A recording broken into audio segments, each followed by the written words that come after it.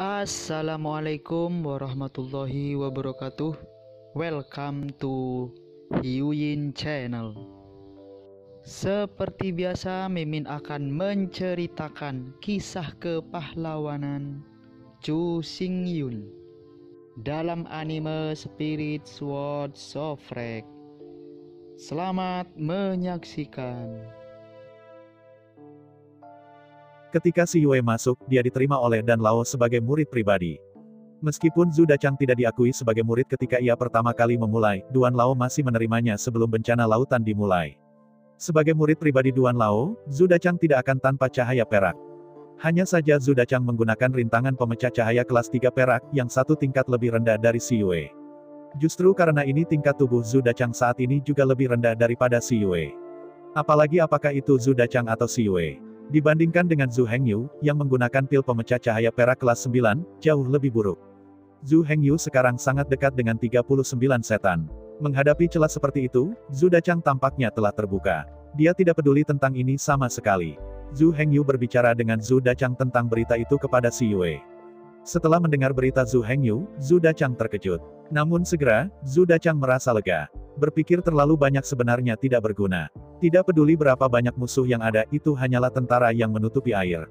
Selama Anda ingat penjelasan Zhu Hengyu dan memperhatikan untuk melindungi keselamatan Anda sendiri, itu sudah cukup. Setelah penjelasan, Zhu Hengyu tidak tinggal. Setelah mengucapkan selamat tinggal pada Zhu Dachang, Zhu Hengyu berangkat kembali ke Pulau Tianmo. Perjalanan kembali kali ini relatif lancar. Laut tenang dan tidak ada monster laut yang berani menyerang kapal barang mereka. Sebenarnya, Zhu Hengyu juga sedikit kembali, dia pergi ke laut 2 kali secara total, tetapi dia bertemu monster laut 2 kali. Meskipun monster laut tidak terlalu sedikit, tetapi jujur saja, mereka sebenarnya tidak begitu banyak. Anda harus tahu bahwa Zheng Xiaoyu telah melaut berkali-kali dalam 3 bulan terakhir, tetapi ia belum pernah bertemu monster laut sekalipun. Justru karena pertemuan Zhu Hengyu dengan 2 monster 8 cakar bergigi kristal perak ini, dia mampu memperbaiki penghalang cahaya perak. Dengan pil Breaking Yingguang yang dapat membantu Zhu Hengyu menerobos belenggu bagian 30 dari tubuh iblis. Kerugian yang disebut kuda bukanlah berkat. 2 pertemuan Zhu Hengyu adalah berkah atau kutukan, sangat sulit dikatakan. Pada siang dan malam berlayar di laut, Zhu Hengyu memiliki pemahaman mendalam tentang Lian Ming. Bagi Zhu Hengyu, seorang dermawan besar yang memiliki rahmat penyelamat jiwa untuknya dan membantunya membalas pembunuhan ayahnya dan balas dendam ibunya. Lian Ming secara alami tahu segalanya dan berbicara tanpa henti. Dia sudah bersumpah untuk menjadi kuda bagi Zhu Hengyu, dan tentu saja tidak perlu menyembunyikan apapun. Hal yang paling menarik tentang Lian Ming bahwa Zhu Hengyu secara alami adalah teknik pewarisan keluarga yang telah dibuatnya didambakan oleh Yu Lesan. Tapi Zhu Hengyu juga menunjukkan sikapnya, dia hanya ingin tahu seperti apa teknik pewarisan keluarga Lian Ming. Jika dia bisa, dia ingin melihat pertunjukan Lian Ming. Tapi Zhu Hengyu tidak akan pernah seperti Yu Lesan, secara paksa menuntut teknik pewarisan ini. Bahkan dengan tangan aktif Lian Ming, Zhu Hengyu tidak akan menerimanya. Karena Zhu Hengyu tahu bahwa untuk Lian Ming, itu lebih penting daripada kehidupan. Bagaimana mungkin Zhu Hengyu mencoba memenangkan cinta orang lain? Lian Ming tidak terlalu peduli. Karena teknik pewarisannya, lebih baik menyebutnya teknik pewarisan. Sulit dikatakan, tapi itu hanya kerajinan tangan. Hanya saja ada beberapa orang yang mengetahui skill ini. Bahkan, teknik pewarisan keluarga Lian Ming dinamai Magewave. Seperti namanya, pola ajaib adalah mengukir pola sihir pada objek. Dan orang yang mengukir pola sihir disebut master pola sihir. Keluarga Lian dapat tinggal di desa Xinjiang, yang cukup kaya, semua mengandalkan tato sihir milik keluarga ini. Zhu Hengyu benar-benar terkejut ketika mendengar bahwa Lian Ming bahkan dapat menggunakan tato sihir. Meskipun Zhu Hengyu tidak tahu asal mula tato ajaib ini, ia telah melihat banyak hal. Ambil pedang tulang rune yang merupakan perlengkapan minimum dari Demon Sword Sect. Itu adalah pola sihir yang khas. Pola ajaib juga dibagi menjadi beberapa tingkatan. Ada 3 kelas pemula, menengah dan lanjutan. Pada saat yang sama, pola ajaib ini dibagi menjadi 3 jenis pola serangan, pertahanan dan tambahan sesuai dengan fungsi yang berbeda. Menurut Lian Ming, pola sihir yang diwarisi dari keluarganya ini berbeda dari pola biasa lainnya. Dalam pola sihir yang diwariskan Lian Jia, ada pola sihir yang melampaui keberadaan pola sihir tingkat lanjut. Namun, menurut orang tuanya, pola ajaib ini tidak lengkap bahkan hanya 4 pukulan. Di dunia Magewave, umumnya semakin kompleks Magewave, semakin tinggi levelnya. Semua Magewavers menyetujui pandangan ini dan menyetujuinya. Tapi pola sihir sederhana Lian Jia dengan hanya 4 pukulan membalikkan teorema ini. Justru karena inilah keluarga Lian tinggal di pengasingan di desa Xinjiang. Perlu diketahui bahwa mage wafer sangat langka di antara faksi besar pertama Pulau Wayang, di antara sekte domba iblis tidak ada mage wafer khusus. Teknik mage wave sangat rumit, tidak hanya membutuhkan afinitas kekuatan sihir yang kuat, tetapi juga memori manusia super dan kesabaran. Pada saat yang sama, mage wafer perlu mencapai keadaan yang disebut alam halus. Alam halus ini tidak mengharuskan Master Mojo untuk mempertahankannya setiap saat. Saat mengukir pola sihir, ia harus memasuki alam halus ini. Kalau tidak, meskipun mage wafer bisa mengendalikan iblis ki di dunia, dia tidak bisa mengkomunikasikan iblis ki ini. Terus terang, mage wafer adalah membiarkan energi ajaib di udara beroperasi sesuai dengan garis yang diukir oleh mage wafer. Ini bukan hanya kontrol sederhana energi sihir, tetapi untuk membiarkan energi ajaib ini memiliki pekerjaan. Dengan kata lain, bahkan tanpa kendali mage wafers ini, iblis ki masih akan beroperasi sesuai dengan garis yang direncanakan mage wafer untuknya. Jika Anda ingin mencapai hal yang tidak terpikirkan ini, Anda harus memasuki dunia halus untuk dapat melakukannya. Hanya saja alam misterius dari alam halus tidak bisa dimasuki dengan santai. Untuk memasuki kondisi ini, tidak ada solusi substantif. Semua tergantung pada kata takdir. Mereka yang ditakdirkan dapat dengan mudah memasuki dunia halus ini. Mereka yang tidak memiliki kesempatan tidak dapat memasuki seluruh hidup mereka. Bahkan, ada sangat sedikit orang yang dapat memenuhi afinitas sihir yang sangat tinggi. Tetapi juga harus memasuki ranah halus. Hanya ketika dua poin ini tercapai, standar minimum untuk menjadi mage wafer dapat tercapai. Inilah sebabnya mengapa ada sedikit mage wafers. Mage wafer biasa, di antara setan domba, sudah bukan apa-apa. Karena hubungan dunia halus ini, mage wafer tidak memiliki cara untuk mengolahnya. Oleh karena itu, di antara sekte pedang setan Aula Mowen tidak didirikan. Namun, tidak mendirikan gereja mage wave tidak berarti bahwa tidak ada mage wafer. Sebaliknya, mage wafers ini memiliki status yang sangat tinggi di Demon Sword Sect. Namun, tidak ada yang mengeluh tentang ini. Anda tahu, pola ajaib itu sangat penting. Seluruh pedang setan iblis, sekecil pedang tulang biasa, dan sebesar pertahanan seluruh Zongmen, tidak dapat dipisahkan dari mage wafers ini. Tidak hanya Demon Sword Sect, tetapi semua Demon Raches. Tanpa keberadaan mage wave dan mage wafer, seluruh klan iblis mungkin beberapa tingkat di atas benua yang rusak ini. Ada rumor kuno bahwa teknik tato ajaib ini ditinggalkan oleh nenek moyang setan tahun itu, takut bahwa keturunannya akan diintimidasi oleh ras lain di benua yang rusak ini. Adapun kebenaran legenda ini, tidak ada cara untuk memverifikasinya. Tapi Zhu Hengyu tidak peduli dengan legenda ini dari zaman kuno. Benar atau tidak, sama sekali tidak masalah bagi Zhu Hengyu. Dia lebih peduli dengan Lian Ming sekarang. Bencana lautan akan segera dimulai. Dilihat dari situasi saat ini, Zhu Hengyu dan Pulau Tianmo dapat dengan mudah selamat dari bencana lautan ini. Setelah bencana lautan, dia akan mulai bekerja pada pembangunan kota setan. Selain berbagai bahan dan tenaga, pembangunan kota Tenma. Satu hal penting lagi diperlukan, dan itu adalah mage wafer. Jika Anda hanya membangun kota biasa, tidak perlu mage wafer. Tapi kota siluman setan Zhu Hengyu sedang membangun perlu memiliki efek aura yang sama dengan jalan Wanbao.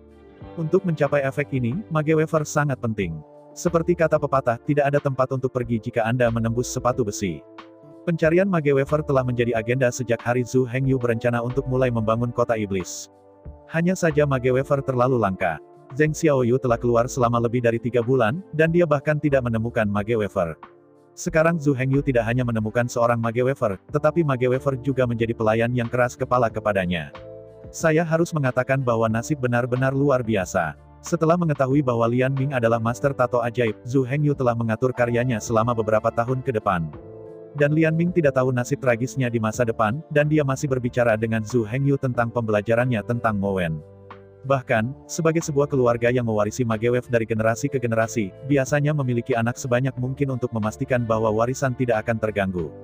Tetapi keluarga ini berbeda, untuk menjaga pola sihir 4 langkah yang misterius, mereka selalu menjalani kehidupan semi pertapa. Karena itu, metode pewarisan anggota keluarga tergantung pada keberuntungan.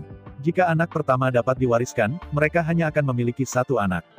Jika yang pertama tidak berhasil, mereka akan melahirkan yang kedua dan ketiga. Tetapi selama bertahun-tahun di rumah, hanya 3 anak yang lahir. Dan di antara ketiga anak ini, pasti akan ada 1 orang yang dapat mewarisi tato ajaib keluarga. Menurut Lian Ming, keluarga mereka ada untuk melindungi 4 pukulan yang diwarisi dari nenek moyang sihir. Untuk mengimbangi generasi yang menjaga keempat pola sihir ini selama beberapa generasi, Mozu juga membiarkan mereka tampil sebagai karakter jenius di setiap generasi. Orang tua Lian Ming beruntung, dan anak pertama mereka, Lian Ming, adalah seorang jenius yang bisa mewarisi tato ajaib. Menurut Lian Ming, dia membual bahwa dia bisa memasuki dunia halus ketika dia berusia 5 tahun. Meskipun Zhu Hengyu tidak percaya ini, dia tidak mempertanyakan ekspor. Karena hal semacam ini tidak penting baginya. Sejauh Zhu Hengyu prihatin, selama Lian Ming tahu tato ajaib. Tapi Zhu Hengyu sangat tertarik pada 4 pukulan garis sihir yang diwarisi dari keluarga Lian. Jika orang lain tertarik pada 4 pukulan ini, Lian Ming pasti tidak masuk akal.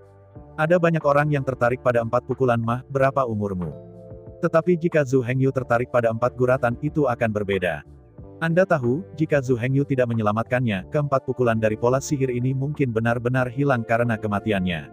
Selain itu, Zhu Hengyu juga melaporkan pembalasan berdarahnya karena membunuh ayah dan ibunya. Jadi jangan membicarakannya, bahkan jika Zhu Hengyu ingin belajar, dia tidak keberatan memberikannya kepadanya. Namun, bahkan jika Lian Ming ingin mengajar, Zhu Hengyu mungkin tidak dapat belajar. Setelah memilah ide, Lian Ming bergumam. Legenda mengatakan bahwa selama era runtuh, leluhur iblis menciptakan 4 dewa setan kekacauan.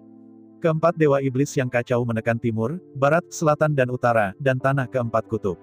Mereka adalah iblis bumi, iblis air, iblis api, dan iblis angin.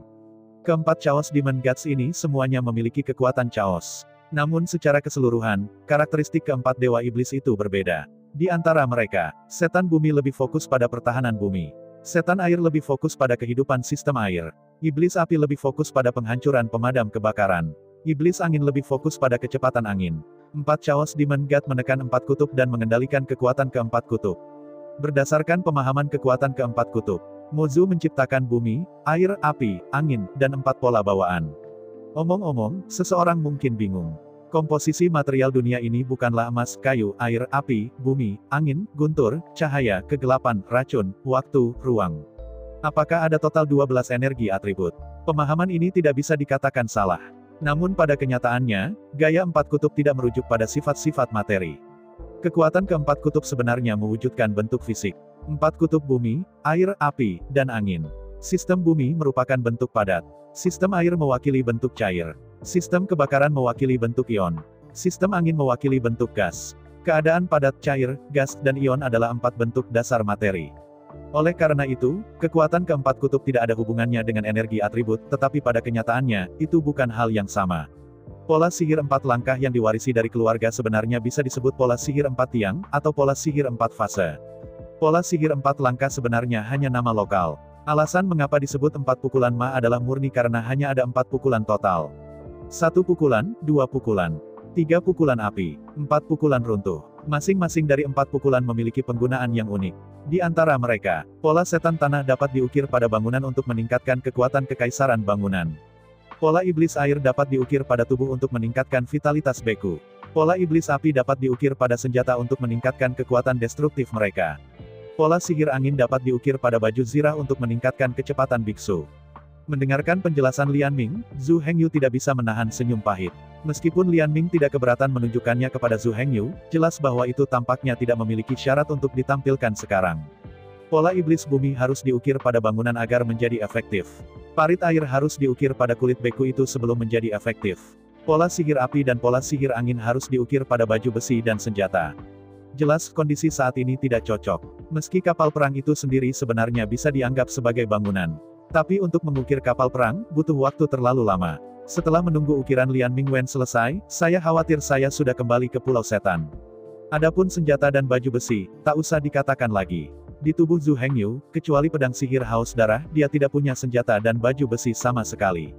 Pedang sihir haus darah jelas tidak cocok untuk ukiran pola sihir tanpa pandang bulu.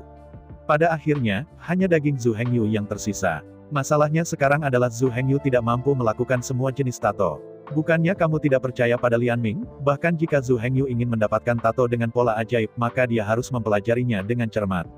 Karena itu, meski sangat penasaran, Zhu Hengyu hanya bisa sementara menekan keingintahuan batinnya. Semua dalam semua, tunggu untuk kembali ke Pulau Tianmo. Setelah bencana lautan berakhir dan Anda punya waktu luang, belum terlambat untuk menonton. Perjalanan ini tidak lagi seperti monster laut seperti 2 perjalanan sebelumnya Zhu Hengyu. Karena bencana samudra akan segera datang, monster laut ketakutan oleh pasukan ular laut yang membunuh dan ganas. Jadi kali ini kapal kargo berlayar dengan lancar di laut, dan berhasil mencapai Pulau Tianmo. Ini Pulau Anping. Lian Ming melangkah keluar dari kapal kargo dan mengulurkan tubuh yang menjadi agak kaku karena berlayar terus-menerus. Selamat datang di Pulau Tianmo. Zhu Hengyu berkata sambil tersenyum pada Lian Ming.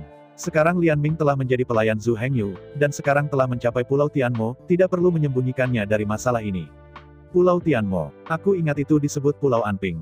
Lian Ming bertanya kepada Zhu Hengyu dengan tatapan ingin tahu. Kemudian Zhu Hengyu membawa Lian Ming ke desa Tianmo dan mengatakan kepada Lian Ming untuk mendengar beberapa hal. Berdiri di bawah tembok tinggi desa Tianmo, Lian Ming membuka mulutnya dengan terkejut dan tidak bisa berkata apa-apa. Tidak hanya tembok kota Tianmo yang kokoh dan tinggi mengejutkan Lian Ming. Yang paling penting adalah kata-kata Zhu Hengyu benar-benar mengejutkan Lian Ming. Setelah beberapa saat, Lian Ming perlahan pulih. Tapi dia masih tidak berbicara, tetapi mengerutkan kening, berjongkok langsung di tanah. Meskipun Zhu Hengyu tidak tahu mengapa Lian Ming berjongkok di tanah, Zhu Hengyu masih bisa melihat tampilan Lian Ming. Zhu Hengyu memberitahu Lian Ming tentang hal-hal yang mengejutkan ini. Di satu sisi, dia ingin menguji kesetiaannya. Di sisi lain, Zhu Hengyu tampak seperti bagaimana menangani informasi yang mengejutkan ini. Lihatlah Lian Ming ini. Pada saat ini, Lian Ming berjongkok di tanah, menggigit jarinya saat menulis dan menggambar di tanah dengan tangan lain, dengan kata-kata di mulutnya. Gerakan Lian Ming mulai sangat sedikit, dan suaranya juga sangat kecil. Tetapi seiring berjalannya waktu, Lian Ming jelas menjadi bersemangat. Suaranya semakin keras, dan pada saat yang sama ia menulis di tanah dengan semakin banyak gerakan. Zhu Hengyu melihat pemandangan Lian Ming dengan penuh minat, dan ini adalah pertama kalinya dia melihat seseorang memikirkan hal-hal seperti ini. Bahkan sebagai master tato ajaib, Lian Ming sering berjongkok di tanah untuk menggambar tato ajaib. Seiring waktu, Lian Ming ini juga mengembangkan kebiasaan berpikir di lapangan. Saat Lian Ming bergumam semakin keras, Zhu Hengyu juga bisa mendengar apa yang dia katakan. Suatu hari 700.000 batu energi magis superior, 2 hari 1,4 juta batu energi magis superior, 3 hari 2,1 juta batu energi magis unggul. Mendengarkan self-talk Lian Ming, Zhu Hengyu tidak bisa menahan tawa. Saya tidak berharap berapa banyak batu ajaib yang bisa didapat anak itu. Zhu Hengyu ingin melangkah maju untuk mengganggu Lian Ming, tetapi dia belum bergerak, dan Lian Ming tiba-tiba berdiri. Ini mengejutkan Zhu Hengyu, mengapa anak ini kaget? Zhu Hengyu memfitnah. Saya melihat Lian Ming berdiri dan meraih tangan Zhu Hengyu, matanya penuh kegembiraan. Nak, Aku bahkan berharap bahwa hidup yang kekal dan kehidupan yang kekal akan melayanimu sebagai seekor sapi jantan dan seekor kuda. Oh, Zhu Hengyu melakukan segalanya, tetapi tidak berharap bahwa setelah mendengarkan apa yang dia lakukan, Lian Ming akan mengatakan kalimat pertama. Tapi Zhu Hengyu merespons dengan cepat. Apakah kamu tahu apa yang kamu bicarakan? Apakah kamu tahu apa yang kamu maksud dengan melakukan ini? Apakah kamu benar-benar akan melakukan ini? Zhu Hengyu menanyai 3 perusahaan dan langsung membuangnya ke Lian Ming. Setelah mendengarkan 3 pertanyaan berturut-turut Zhu Hengyu, Lian Ming sedikit tersenyum, melepaskan tangan Zhu Hengyu, dan mengambil napas dalam-dalam dan berkata, "Aku tahu apa yang aku bicarakan. Aku juga tahu apa yang ku maksud dengan melakukan ini. Dan pastikan dan yakin, kamu pasti akan melakukannya di masa depan."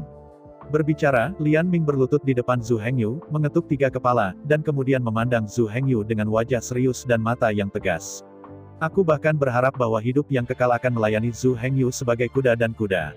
Jika ada pertobatan dan pengkhianatan, aku bersedia menerima hukuman apapun. Lian Ming langsung bersumpah setia. Lian Ming ini juga merupakan anomali yang lihai. Dia sebenarnya hanya memiliki satu cara untuk pergi sekarang. Jika dia sekarang ingin keluar dari kapal pencuri Zhu Hengyu, lalu dia tahu rahasianya, dan satu-satunya yang menunggunya adalah kematian. Karena tidak ada cara untuk memilih, maka tentu saja dia harus mengambil langkah besar ke depan dengan kepala tinggi dan menjaga jalan ini menjadi hitam. Oleh karena itu, Lian Ming tidak mempertahankan apapun, dan itu adalah sumpah racun untuk membiarkan Zhu Hengyu memperhatikan loyalitas cicengnya. Dengan cara ini, bahkan jika dia tidak lagi berguna, setidaknya Zhu Hengyu tidak akan membunuhnya. Selain itu, orang-orang yang cerdas dan tegas seperti Lian Ming melihat masa depan Zhu Hengyu jelas tidak terbatas. Bahkan jika dia benar-benar hanya anjing di sebelah Zhu Hengyu, dia pasti akan mendapatkan banyak cahaya di masa depan. Terlebih lagi, dia masih memiliki tato sihir milik keluarga, Zhu Hengyu pasti akan menggunakannya kembali untuknya. Di sisi lain, Zhu Hengyu sangat puas dengan pernyataan Lian Ming. Pikiran Zhu Hengyu sama seperti yang dipikirkan Lian Ming. Selama Lian Ming memiliki sedikit keraguan, maka Zhu Hengyu tidak akan ragu untuk menyelesaikan Lian Ming. Meskipun Lian Ming, mage wafer, relatif jarang itu dibandingkan dengan pembangunan Pulau Tenma dan perdagangan antara ular laut dan domba. Mage wafer kecil sebenarnya bukan apa-apa. Tapi sekarang, Lian Ming masih sangat sadar akan urusan saat ini. Orang yang mengetahui urusan saat ini adalah Junji. Kecerdasan dan ketegasan Lian Ming benar-benar membuat Zhu Hengyu sangat puas. Zhu Hengyu mengangguk dengan senyum di wajahnya, dan kemudian melangkah maju untuk mendukung Lian Ming. Kami akan menjadi keluarga di masa depan. Zhu Hengyu menepuk pundak Lian Ming dan berkata sambil tersenyum. Putranya banyak bicara. Melihat senyum puas Zhu Hengyu, Lian Ming juga dengan cepat mengirim kentut. Zhu Hengyu tertawa keras dan menepuk bahu Lian Ming, lalu melangkah ke gerbang kota. Melihat punggung Zhu Hengyu, Lian Ming tersenyum, dan kemudian kentut Bian Dian mengikuti. Hal pertama setelah kembali, Zhu Hengyu memanggil semua orang ke ruang rapat. Lian Ming duduk sedikit sempit di sudut, sepasang mata kecil melirik dari waktu ke waktu, mengamati yang lain. Yang lain juga mengamati rekan baru ini. Zhu Xiaomei dan Kong Wu bahkan lebih sopan, bersandar langsung di depan Lian Ming dan memandangnya dari atas ke bawah. Lian Ming menatap rambut oleh keduanya, mau tidak mau menatap Zhu Hengyu, dan melirik padanya untuk meminta bantuan. Melihat mata Lian Ming, Zhu Hengyu tersenyum sedikit dan berdiri. Oke, aku akan memberimu pengantar formal. Ini adalah anggota baru kita dan akan menjadi kekuatan penting dalam pembangunan kota Demon di masa depan. Master Sihir, Lian Ming. Zhu Hengyu menunjuk ke Lian Ming dan memperkenalkannya. Kemudian Lian Ming juga berdiri dan menyapa yang lain. Kemudian Zhu Hengyu memperkenalkan yang lainnya satu persatu. Setelah semua orang saling menyapa, bahkan jika mereka bertemu. Adapun rasa saling kenal itulah yang akan terjadi di masa depan. Zhu Hengyu sekarang tidak punya waktu untuk membantu mereka menumbuhkan perasaan.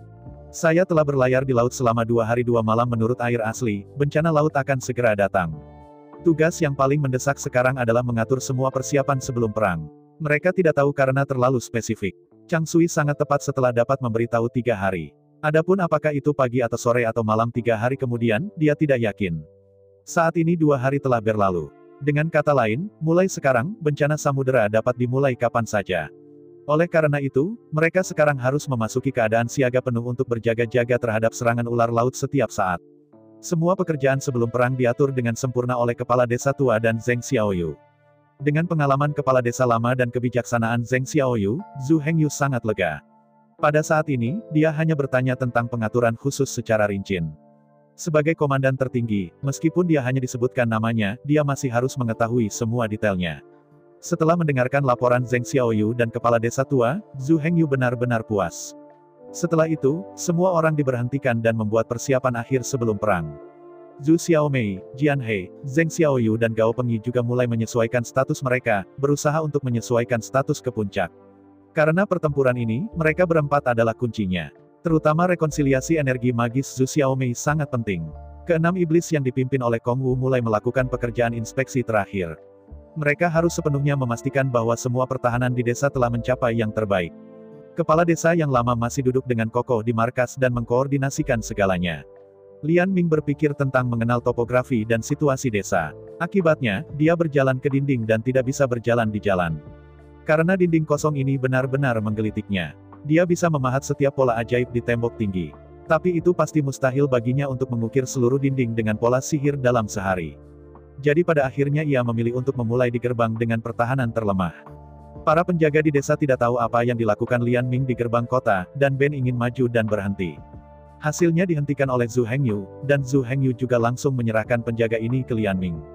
Bahkan jika dia ingin menurunkan gerbang kota, kamu bisa melakukan hal yang sama. Setelah mengatakan ini, Zhu Hengyu berbalik dan pergi, hanya menyisakan Lian Ming yang terobsesi berjongkok di gerbang. Beberapa penjaga saling memandang. Namun, Zhu Hengyu, komandan tertinggi desa Tianmo, telah mengatakan ini, dan mereka secara alami tidak berani melanggarnya sedikit pun. Pada saat ini, semua yang ada di desa Tianmo sudah beres. Sebaliknya, Zhu Hengyu, komandan tertinggi, menjadi baik-baik saja. Zhu Hengyu, yang tidak ada hubungannya dengan itu, menginjak tembok kota dan naik ke langit. Melihat laut yang tak terbatas, mata Zhu Hengyu dalam alisnya tertutup, dan dia tidak tahu apa yang dia pikirkan. Waktu berlalu sedikit demi sedikit, dan ketika sinar matahari terakhir tidak mencapai permukaan laut, malam akhirnya tiba. Hanya saja, meskipun malam sudah datang, masih belum ada pergerakan dalam bencana lautan. Hanya saja suasana pada saat ini sangat tertekan, bukan hanya Zhu Hengyu yang bisa merasakannya, tetapi juga penduduk desa di sekitarnya. Inilah ketenangan sebelum badai. Namun, ular laut ini tidak pernah menyerang, dan penduduk desa masih menunjukkan sedikit kelonggaran. Beberapa penduduk desa mulai mengobrol berbisik, dan lebih buruk lagi, mereka sudah tertidur. Waktu perlahan berlalu, dan tampaknya sekitar tengah malam. Pada saat ini, beberapa orang mulai berspekulasi apakah ular laut ini telah mengubah waktu. Suasana sudah menjadi lebih difus lagi. Bahkan ada beberapa wanita tua yang berbaring langsung di dinding dan tertidur. Tidak peduli apa yang orang katakan atau lakukan. Zhu Hengyu selalu berdiri di atas kepala kota, menatap ke kejauhan tanpa sepatah kata pun. Pada saat ini, hari sudah gelap dan laut juga gelap. Zhu Hengyu juga aneh di hatinya. Apakah ini strategi ular laut untuk sementara berubah? Zhu Hengyu diam-diam menebak. Dan tepat saat Zhu Hengyu berpikir dengan liar, kilatan perak di laut menarik perhatiannya. Di tengah malam, kilatan cahaya tiba-tiba muncul di permukaan laut. Zhu Hengyu dengan cepat berlari mengamati matanya. Meskipun masih belum jelas, Zhu Hengyu telah melihat bahwa laut tidak lagi gelombang biru, tetapi ditutupi oleh sekelompok tekanan hitam. Cepat, bel alarm. Perlombaan ular laut ada di sini. Suara Zhu Hengyu sangat keras. Penduduk desa yang mengantuk semua terkejut. Tetapi mereka dengan cepat bereaksi. Meskipun mereka tidak menemukan sesuatu yang aneh. Tetapi karena Zhu Hengyu telah berbicara, bagaimana mereka harus menentang. Pria di sebelah bel alarm segera mengambil palu kayu dan membuatnya gila. Dang dang dang. Suara cepat bel alarm langsung menyebar ke seluruh desa iblis. Segera, semua personil desa setan memasuki keadaan tempur dalam sekejap. Semua orang gelisah. Tidak lama setelah bunyi bel alarm, jeritan tentara dan kepiting menyebar ke desa setan. Mengumumkan bencana lautan benar-benar dimulai. Pada saat ini, Zhu Xiaomei, Jian He, Gao Pengyi, Zheng Xiaoyu, Tianji Liuji, dan Lian Ming semuanya berdiri di tembok kota, hanya menunggu ular laut untuk menyerang. Kepala desa yang lama duduk di markas, siap menghadapi berbagai masalah. Melihat para jenderal yang padat, Zheng Xiaoyu memimpin. Biarkan aku memberi mereka Mawei. Zheng Xiaoyu mengeluarkan tongkat 7 pembunuhan dari pinggangnya dan mengembuskan api sihir meledak besar dengan semua kekuatannya. Kemudian Zheng Xiaoyu melemparkannya langsung ke pertempuran para jenderal. Dengan ledakan dahsyat, medan perang udang, tentara, dan kepiting langsung meledak dari lubang besar. Dan dengan ledakan kuat ini, ada percikan api yang tak terhitung jumlahnya, dan mereka mengemudikan udang dan kepiting untuk membakar seluruh. Meskipun semua orang tahu kekuatan nyala api sihir Zheng Xiaoyu, setiap kali dia melihatnya dengan matanya sendiri, dia masih akan terkejut. Karena efek ini sangat kuat terhadap keluarga ular laut. Ketika nyala api sihir Zheng Xiaoyu turun, itu langsung mengebom tim ofensif klan ular laut. Anda tahu, tim ofensif ini memiliki 1000 orang. Ini sepenuhnya efek yang dibawa oleh peningkatan tubuh sihir Zheng Xiaoyu, dan nyala api sihirnya tidak bisa mencapai efek ini sama sekali.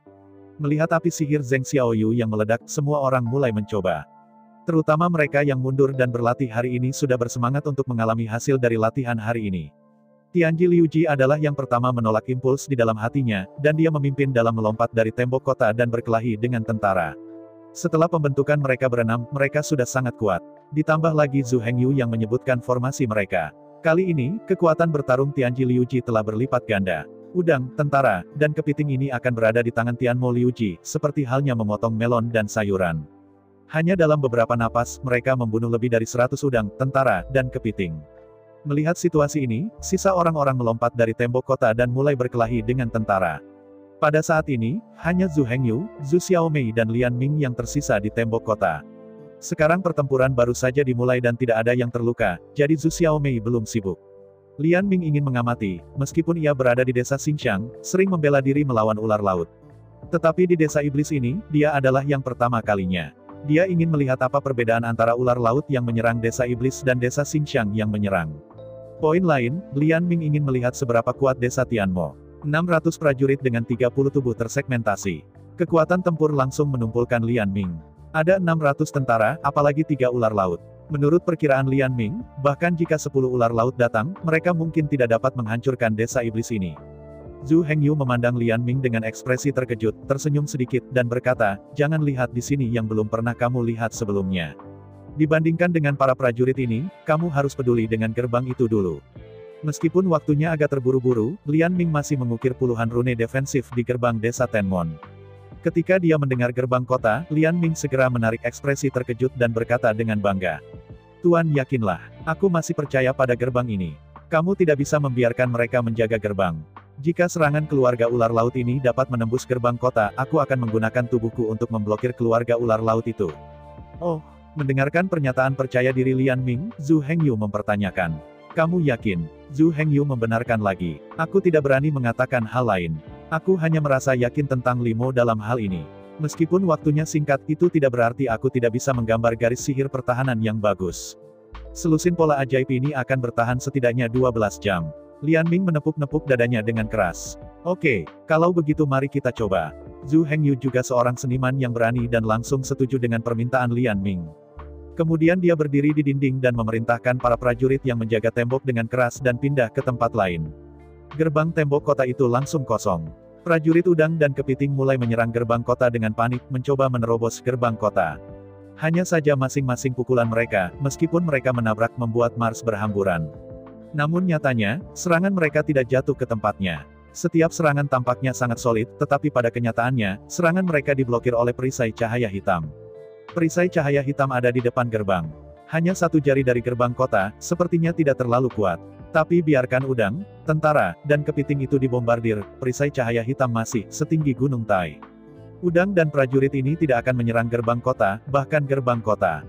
Melihat adegan ini, Zhu Hengyu menunjukkan ekspresi terkejut. Pola ajaib ini benar-benar luar biasa.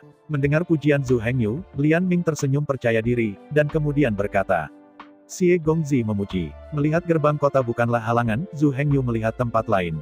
Menurut Zhu Hengyu dan Chang Sui sebelumnya, dalam serangan ini, 3 komandan klan ular laut akan menyerang desa Tianmo dengan 3 cara. Di sisi Chang Sui, tentu saja, hanya bekerja dan tidak ada usaha. Dengan cara ini, desa Tianmen dapat mengalokasikan lebih banyak tenaga kerja untuk menjaga serangan 2 ular laut lainnya. Pergi ke sisi lain tembok kota, Zhu Hengyu tersenyum ketika dia melihat para prajurit udang yang berdiri di kejauhan melambaikan bendera dan berteriak. Air di kejauhan membungkus dirinya dalam kabut beracun, dan tidak bisa melihat dengan jelas postur dan penampilan. Tetapi melihat apa yang akan dilakukan udang, tentara, dan kepiting ini, Zhu Hengyu tahu bahwa kabut beracun ungu adalah air biru. Pada saat ini, hanya ada beberapa anak berusia setengah dan beberapa wanita berdiri di atas tembok kota. Para biksu muda dan kuat lainnya semuanya mencapai 2 sisi lainnya. Berdiri di tembok kota, Zhu Hengyu tersenyum dan melambai pada air biru, memberi isyarat. Tidak ada reaksi terhadap air biru, lagi pula, ada begitu banyak udang dan kepiting di sini, dan beberapa hal tidak dapat diketahui oleh prajurit tingkat rendah ini. Zhu Hengyu tidak peduli, berbalik ke sisi lain lagi. Pada saat ini, 2 komandan ular laut lainnya melihat kerusakan pertempuran semacam ini, dan mereka sudah marah, dan mereka akan membuat asap. Xie Yu dan Hai San benar-benar depresi. Mereka pikir mereka akan ditugaskan untuk menyerang Pulau Xiaoyang. Bahkan mereka sudah mendapat gosip mereka termasuk kandidat yang menyerang Pulau Xiaoyang. Meskipun Pulau Xiaoyang ini terhubung oleh 9 desa, mudah untuk bertahan dan sulit untuk diserang. Tapi 18 ular laut menyerang bersama, tidak peduli betapa mudahnya untuk bertahan dan sulit untuk menyerang, itu tidak akan seberat sekarang. Dan saya mendengar ada ambergris di Pulau Naxiaoyang. Ini membuat mereka gila. Meskipun mustahil untuk benar-benar memiliki tanaman ambergris itu. Tetapi selama Anda mendapatkannya, itu harus menjadi pekerjaan yang hebat. Bahkan jika mereka diserahkan di masa depan, mereka dapat menggunakan kredit ini untuk menukar imbalan besar. Penghargaan dari komandan ular laut harus tidak bisa dihindari pada saat itu. Bahkan akan menerima pujian dari eksekutif yang lebih senior. Sayangnya, ideal sudah penuh, kenyataannya sangat kurus. Xie Yu dan Hai San tidak hanya pergi ke Pulau Xiaoyang, mereka bahkan ditugaskan ke Pulau Anping. Seperti yang kita semua tahu, Pulau Anping ini selalu menjadi tulang yang sangat sulit untuk dimakan. Di bawah tahun pertempuran berturut-turut, 100 anggota desa Anping bertempur melawan ratusan tentara. Dan 500 prajurit elit, itu tidak bisa dirusak. Meskipun setiap tahun, akan ada banyak beku, yang berjuang untuk mati di lautan. Tetapi di bawah baptisan darah dan api desa Anping telah melahirkan begitu banyak talenta. Jangan melihat desa Anping ini biasa-biasa saja, dan populasinya tidak terlalu besar. Tetapi pada kenyataannya, di antara para beku di desa Anping, ada lebih dari 100 dalam pertempuran 30 segmen. Jumlah ini sangat menakutkan. Melihat kembali ke Pulau Xiaoyang, saya mencari di seluruh pulau, saya khawatir tidak dapat menemukan 130 biksu. Selain itu, bahkan jika mereka juga biksu dari badan perang 30 segmen. Para biksu dari pulau lain jelas bukan lawan dari Pulau Anping, 100 prajurit. Dalam ribuan tahun terakhir, setidaknya ada 9 komandan ular laut yang menyerang Pulau Anping. Jika hanya ada 2 atau 3 orang, maka itu hanyalah pengiriman makanan. Tapi tahun ini, karena penampilan ambergris, sejumlah besar komandan ular laut dipindahkan ke Pulau Xiaoyang. Pemimpin ular laut yang menyerang Pulau Anping berkurang menjadi 3. Meskipun dengan puluhan juta udang dan kepiting akan mampu memerintah. Tetapi masalahnya sekarang adalah bahwa Chang Sui, Hai San, dan Xie Yu sebenarnya hanya biksu dalam pertempuran 30 segmen. Bahkan jika ular laut adalah tirani yang luar biasa, bagaimana bisa digunakan melawan 300 biksu monster level 30 hanya dengan kekuatan 3 orang? Dan jangan lupa, di desa Anping ini, masih ada keberadaan yang mengerikan. Orang ini bukan orang lain, itu adalah kepala desa tua yang memiliki tubuh sihir 41 tingkat. Komandan ular laut tahu semua ini, jadi tidak ada yang mau pergi ke Pulau Anping sama sekali. Mereka berdua mengira mereka salah dengar ketika mereka mendengar Komandan Sisnake menyebutkan nama mereka. Namun keduanya dikonfirmasi lagi dan lagi. Komandan Sisnake masih memberi mereka jawaban yang pasti. Tiba-tiba, Haisan dan Xie Yu kehilangan jiwa mereka. Mereka merasa bahwa seseorang membingkai mereka, atau seseorang telah merampok mereka dari perbedaan kekuatan dan uang. Bahkan keduanya menjadi pribadi untuk menemukan Komandan Sisnake. Hanya saja Komandan Sisnake tidak memberitahu Tian Changsui untuk berbicara dengannya. Komandan Sisnake dengan acuh tak acuh mengatakan bahwa itu adalah pengaturan sementara dan tidak akan ada penjelasan lagi. Tugas para prajurit adalah mematuhi perintah, meskipun Xie Yu dan Haisan sangat tidak mau.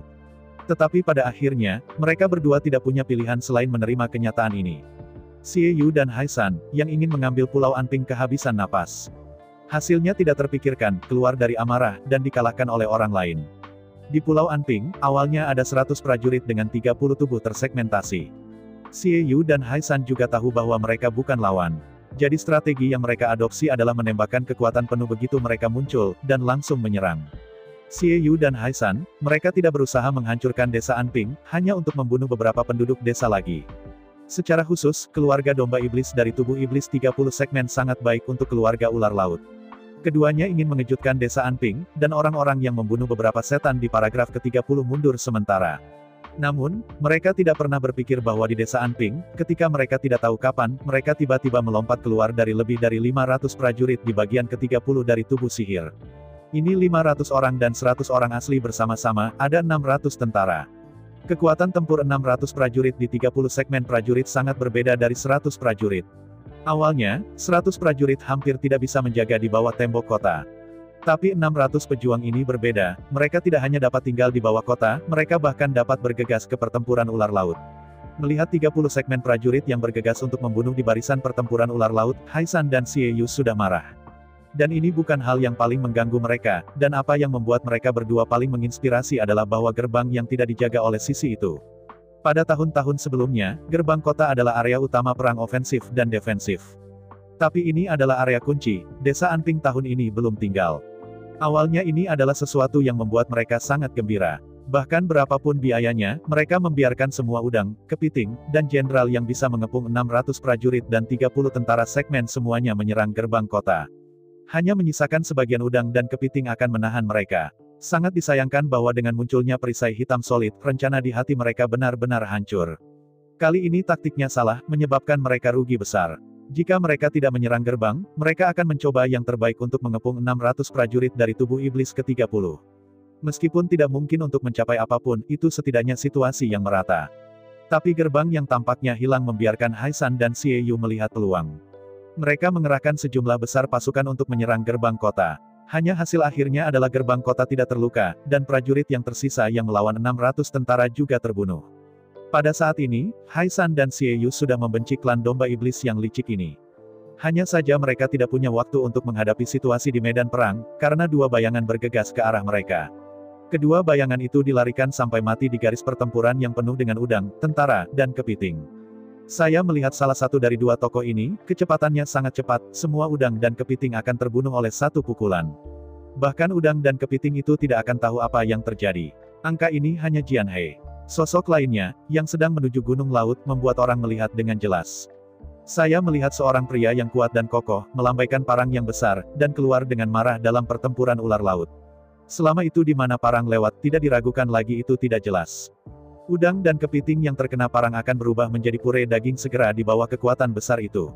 Dan ini bukan orang besar, tapi Gao Pengyi. Faktanya, Jian He dan Gao Pengyi telah mengalami depresi pada hari-hari ini. Karena hari ini telah membangun Pulau Iblis, dan kebijaksanaan mereka tidak sebagus Zheng Xiaoyu. Keduanya kemudian menyaksikan Zheng Xiaoyu mengambil alih semua hal, dan semakin dihargai oleh Zhu Hengyu. Meskipun mereka tahu bahwa Zhu Hengyu tidak berarti apa-apa lagi, tetapi secara umum, baik Jian He dan Gao Pengyi merasa seperti sampah. Mereka tidak banyak berpikir, tetapi mereka tidak berani menjamin bahwa Zhu Hengyu tidak banyak berpikir. Tetapi mereka juga tahu bahwa mereka tidak dapat melakukan hal-hal yang dilakukan Zheng Xiaoyu. Bahkan jika Anda melakukannya dengan paksa, hasil akhir tentu tidak akan memuaskan Zhu Hengyu. Keduanya hanya bisa menunjukkan nilai dari pertempuran. Jian He dan Gao Pengyi sudah membahas dengan baik. Begitu bencana laut dimulai, mereka harus berkinerja baik. Belum lagi yang lain, setidaknya bisa memburu komandan ular laut saja. Hanya dengan cara ini Zhu Hengyu dapat dihargai. Pertempuran pertama hari ini adalah langkah pertama dalam mewujudkan ide-ide di hati mereka. Jadi mereka berdua bergegas ke depan, hanya untuk yang pertama mencapai depan ular laut. Zhu Hengyu, yang berdiri di tembok kota, memandang Jian He dan Gao Pengyi, yang berjuang keras untuk membunuh, dan menggelengkan kepala mereka dengan air mata. Bagaimana mungkin dia tidak tahu pikiran keduanya, kecuali bahwa Zhu Hengyu akan menjadi apa yang mereka pikirkan.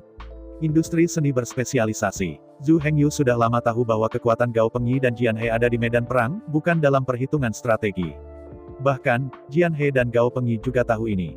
Hanya saja hari-hari ini menjadi tidak bekerja, membuat mereka sedikit tertekan. Akhirnya, ada medan perang di mana mereka dapat membiarkan mereka memainkan yang terbaik tanpa khawatir. Tentu saja, mereka harus melampiaskan semua depresi mereka hari ini. Meskipun kedua orang ini bergegas, mereka tidak jahat, dan kesibukan mereka semua dalam satu arah. Mereka masih tahu berat badan mereka, dan masih sulit untuk membunuh seorang komandan ular laut saja. Belum lagi hal lain, bukan berarti mereka bisa menembus kabut beracun. Dan bahkan jika mereka menembus kabut racun, mereka tidak akan selalu mampu mengalahkan ular laut satu lawan satu. Oleh karena itu, mereka masih memilih metode yang lebih stabil, yaitu, untuk menggabungkan kekuatan untuk membunuh satu orang terlebih dahulu, dan kemudian pindah ke orang berikutnya.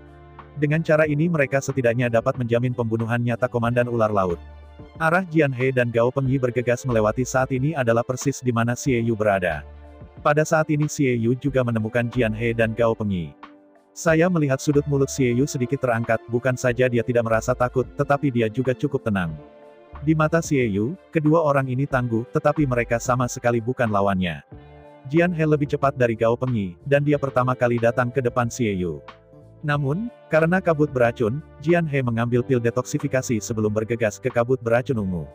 Kabut beracun ini hanya menutupi kisaran 3 kaki depan Xie Yu, dan dengan kecepatan Jian He, mereka datang ke tubuh Xie Yu hanya dalam sekejap. Saya melihat bahwa Xie Yu Zeng menatap Jian He dengan senyum di wajahnya. Dan Jian He sedikit terkejut ketika melihat Xie Yu. Karena komandan ular laut ini bernama Xie Yu sama seperti Chang Sui, dia juga seorang wanita. Apakah ada lebih banyak wanita di keluarga ular laut daripada pria? Pikir Jen. Tetapi pada saat ini, dia masih dalam pertempuran, dan pikirannya melayang cepat dalam pikiran. Setelah sedikit ragu, Jian He langsung berubah menjadi gambar residu dan bergegas ke Xie Yu. Saya ucapkan banyak terima kasih kepada teman-teman yang telah menonton video yang saya tampilkan. Untuk video selanjutnya bisa standby di channel ini. Terima kasih.